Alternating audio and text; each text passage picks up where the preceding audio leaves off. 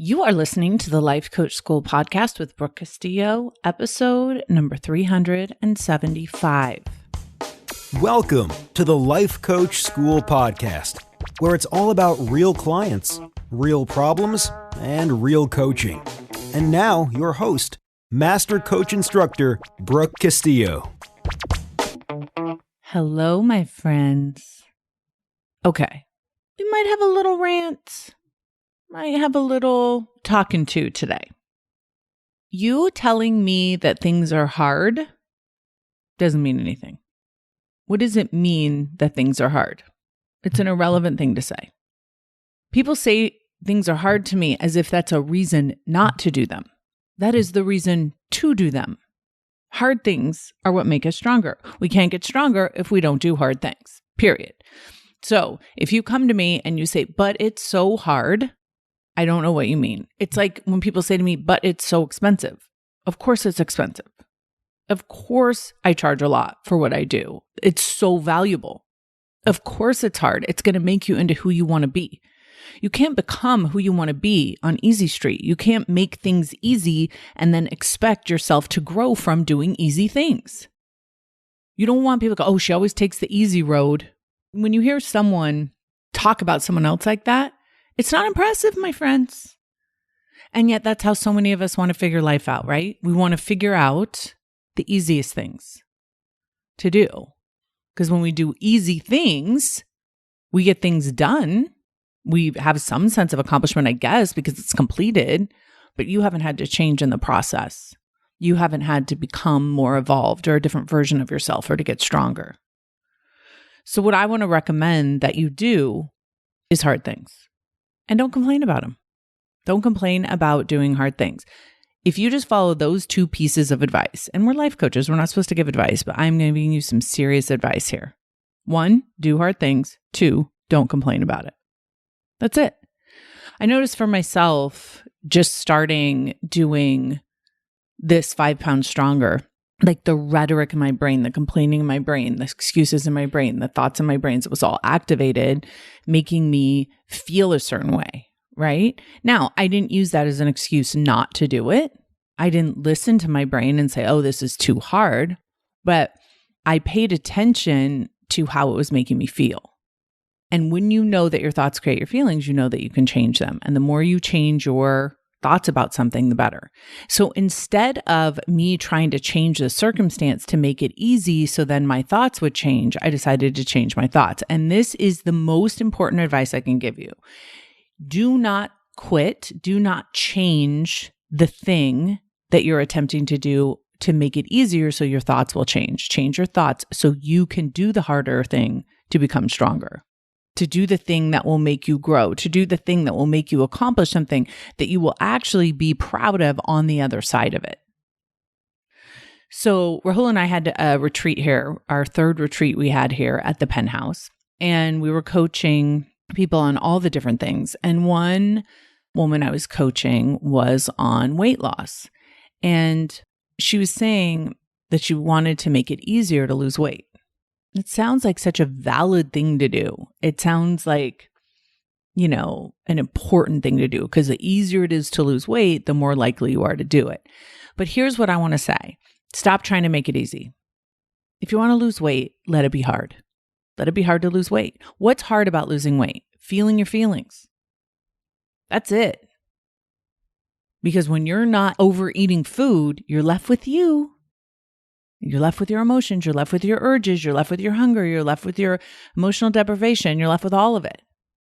And if you are left with all of it, if you're left with all those emotions and you learn how to feel them and you learn how to process them, that is what you will get good at. And when you get good at that, you're getting good at hard things. Now, do you want to be good at hard things? Yes. It's what will set you apart.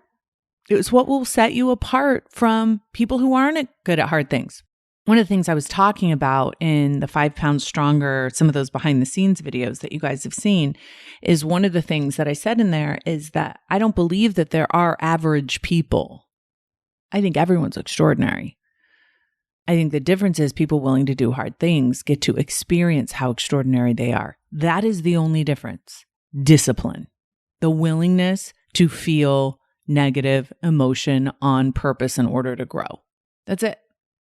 Are you willing to feel negative emotion on purpose in order to grow? When you sign up to put on 5 pounds of muscle, do you know that's going to hurt physically and emotionally? Yes, I knew that. I signed up for it. My brain complained about it. I felt sorry for myself. I'm still feeling sorry for myself, back and forth, all over the place. And we go. And we go again. And we lift it up. And we run. And we do all the things that are hard because at the end of 90 days, I will be high-fiving myself because I've accomplished a hard thing. Now listen, at the end of putting on 5 pounds of muscle, at the end of working out every day, at the end of this whole process, here are the benefits. 1, I will have 5 pounds of muscle on my body. Some of you will have lost weight. Some of you will have increased your cardiovascular system. Some of you will be 10 times healthier than you were when you started. So many of you are on this journey with me right now. It's so fun to watch y'all do hard things. But the actual goal is just the first part. There's all these strategic byproducts that come from doing hard things. My discipline will be increased. My ability to feel my emotions will be increased. My momentum towards success will be increased. My ability to trust myself and to have integrity with myself and to honor my word will be increased. Not just the one accomplished goal and the result that I create, but all of the benefits of having told myself the truth, shown up for myself, felt the pain, and have done it anyway. This is what I want for you. I don't want it to be easy because then you don't get any strategic byproducts. If I give you a pill that helps you gain 5 pounds of muscle, you have evolved nowhere.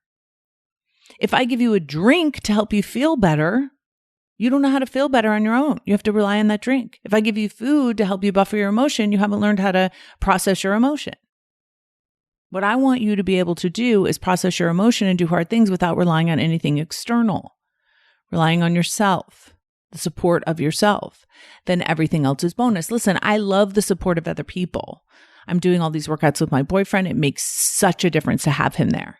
But I know I would do it even if he wasn't. And that's important for you all to know. And there's some days when he can't work out with me and I go to the gym and I work out by myself because I'm willing to experience the emotions that are going to come up on my way to creating the life that I want. Now, those of you who say, I don't have any negative emotion, it's because you don't have a hard goal in front of you. You aren't doing hard things. When people tell me that they aren't doing hard things, I feel sad. Life's good. Nothing new. I like it when someone's like, I'm working on this new funnel. It's so hard. So good. I'm putting muscle on my body. I'm losing weight. I'm quitting drinking. I'm growing a business. I'm, starting a nonprofit. Whatever it is that is hard that you're doing, that you're creating for the world and for yourself is the point, in my opinion. If you say you don't like to do hard things, it's like, I don't like to accomplish. I don't like to grow. I don't like to get stronger. I don't like to see what I'm made of. That's fine. It's just not as fun. Let's talk about activated thoughts. Talking about Abraham and this idea of a thought that is activated. And I want you to really pay attention. This is something we were talking about in the retreat that I want to make sure you're all aware of. A thought that you think doesn't have any effect on you unless it's activated, which means it's causing the emotion. So if you want to believe I can accomplish something, or I'm going to be a millionaire, or I'm going to find the love of my life, or I'm healthy, if the thought hasn't been activated to the point where it creates the emotion inside of you, physically creates the vibration inside of you, it's not activated. And alternatively, there are thoughts that you're trying to ignore that are still activated because you can feel them, you're just not paying attention to them, or they're unconscious. So these are the two things that I want you to pay attention to. On the one hand, are you feeling emotions that you don't know where they're coming from because you have activated thoughts you're unaware of? Pay attention to those. And are you trying to believe new thoughts, but you're not feeling those new thoughts because they aren't activated? Okay. So the way that you do this is you tune into your body and you see how you're feeling. Based on how you're feeling, will determine whether you have awareness of your thoughts or whether you have activated a thought that you want to believe. Here's the other piece when you're doing hard things. You want to make sure you're thinking thoughts that are creating emotions that will drive actions to overcome hard things. If your thoughts that you're activating are creating peace and relaxation and, love, that's fine. But is that the energy you need to overcome the obstacle that is your hard thing? I know for me, I need determination, motivation, excitement. Those are the emotions that I am trying to create for myself as I accomplish this goal. They're very different thoughts and thoughts that create peace, love, and tenderness, right? I'm not saying you can't do both, but you need to pay attention to if you don't feel motivated, if you don't feel disciplined, if you don't feel determined, it's because you don't have the right thoughts. It's not because you're not a good person or you're not a determined person or you're not a disciplined person. It just means you're not thinking the thoughts that are going to activate the emotion you need to overcome. So if you're sitting here and you're like, I really want to do this program with Brooke. I really want to, follow her along as she puts on 5 pounds of muscle. I want to make money, or I want to lose weight, or I want to quit drinking. I'm going to use, her motivation and her determination. I'm going to witness that and be inspired by it and create that for myself. So what is the emotion I need to generate in order to follow through like she is? And answer the question very specifically: determination, discipline, motivation, excitement, whatever it is. And then your first order of business is to generate thoughts and then activate them so you can feel the emotion and practice them. And as you feel that energy, you can borrow some of mine too. If you watch our videos or come to the calls, you can borrow some of mine because I'm doing a lot of generating of that energy in order to overcome the hard thing. That is the weight that I'm lifting up, the treadmill that I'm running on, the bike that I'm pounding it out, the food that I'm asking myself to eat, the attitude that I want to create, all of it.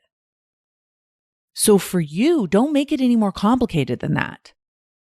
One of the things I've seen a lot of lately, especially, is people coming to me and asking me, why do I think this thought? Why am I not losing weight? Why am I choosing to eat food that isn't on my protocol? Now, asking why in certain instances is useful, and you will know it's useful because it will help you change and create a result you want. But many of you are trying to discover the reasoning behind your inaction instead of just taking action. You're using thought work as a way to loop yourself into not having to take action, into an excuse. And someone at the retreat was doing this, and I'm like, hey, don't be using my model against yourself. Use it for yourself. Okay? Don't use it as a reason not to create your dream life because you're trying to figure out what thought you're thinking and why you're thinking it. Just activate a new emotion. Be aware of the ones that are there, but activate a new emotion to create the energy that you need. One of the coolest things about being a human is you can generate energy with your mind. You can generate emotional energy with your mind. So as you're thinking about the goal you want, as you're thinking about the dreams you have, as you're thinking about the things you want to do with your life, you can generate motivation, discipline, excitement. This is just a skill that you have intrinsic to you. You have to practice it to get better at it, but it's something you can do.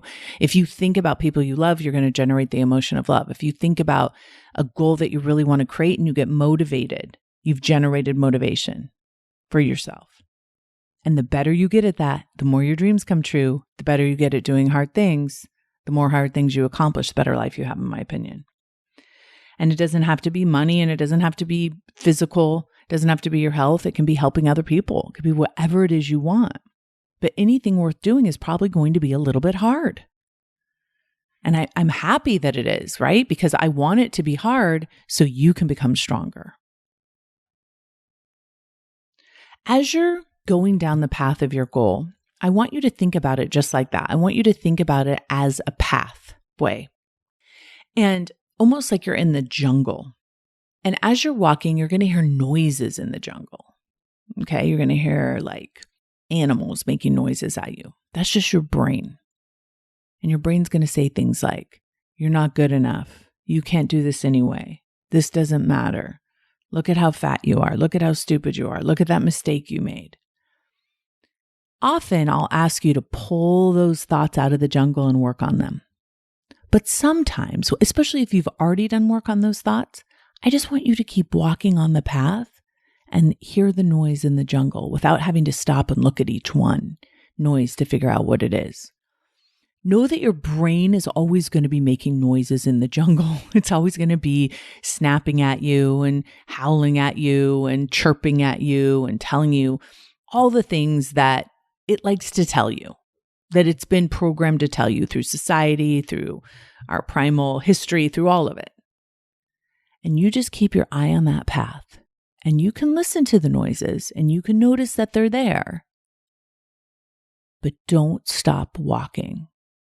Don't stop for every little noise to obey it, to look at it, or to do a model on it. Sometimes there's just going to be models in the periphery. They're going to be creating and activating negative emotion, and you are just going to keep walking.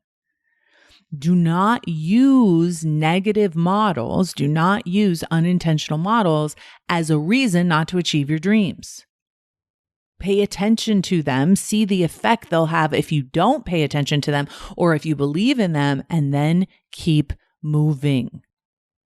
Keep focusing on the activated thoughts you want to create. Notice the noise in the jungle and keep moving.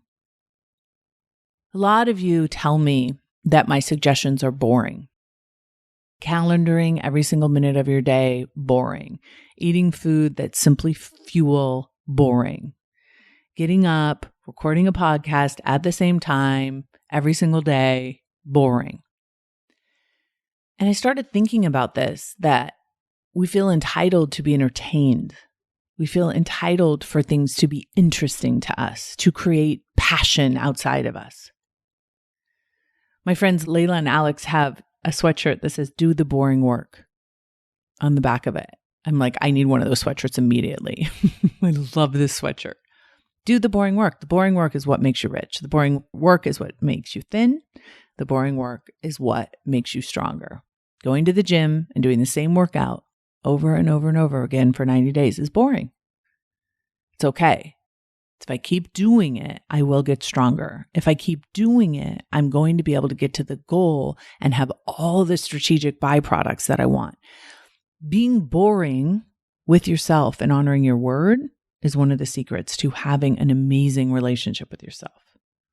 You want to ask yourself the question, what are you using your brain for?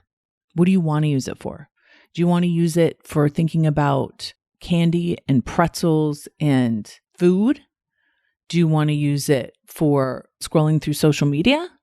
Do you want to use it for watching TV? Or do you want to use it to create the most epic life you're capable of? Look at your time. Look at your energy. Look at your brain. What are you using it for?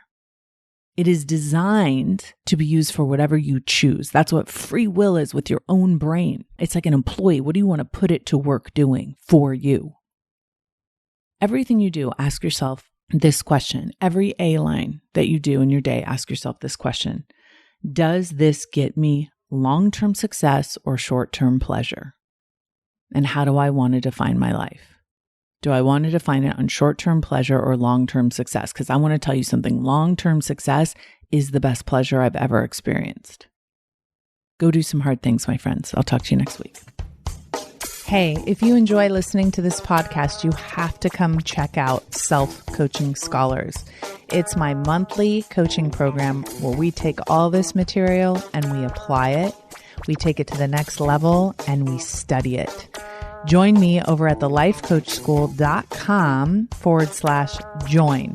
Make sure you type in the THE lifecoachschool.com/join. I'd love to have you join me in Self-Coaching Scholars. See you there.